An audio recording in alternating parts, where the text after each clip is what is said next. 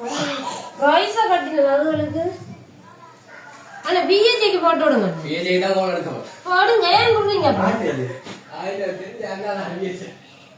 முல்லைத்தீவு உடையார்கட்டு பகுதியில் அமைந்துள்ள பிரபலமான உணவகம் ஒன்றில் நேற்று இடம்பெற்ற அதிர்ச்சிகரமான சம்பவம் ஒன்று மக்களின் கவனத்தை ஈர்த்துள்ளது.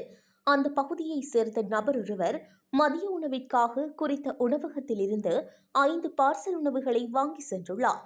பின்னர் உணவை அவிழ்த்து சாப்பிடும் போது உணவில் வழங்கப்பட்டிருந்த மீன் பொரியலுக்குள் புழுக்கள் இருப்பது கண்டறியப்பட்டுள்ளது.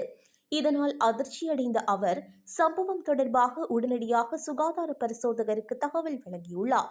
சம்பவ இடத்துக்கு சென்ற சுகாதார அதிகாரிகள் உணவகத்தை பரிசோதித்து சுகாதார விதிமுறைகளை மீறியதாக கண்டறிந்துள்ளனர்.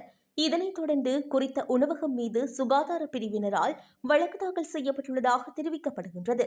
உணவின் தரத்தினை பேணுவதில் அலட்சியம் காட்டும் உணவகங்கள் மீதான நடவடிக்கைகள் தீவிரப்படுத்தப்படும் என சுகாதார அதிகாரிகள் தெரிவித்துள்ளனர்.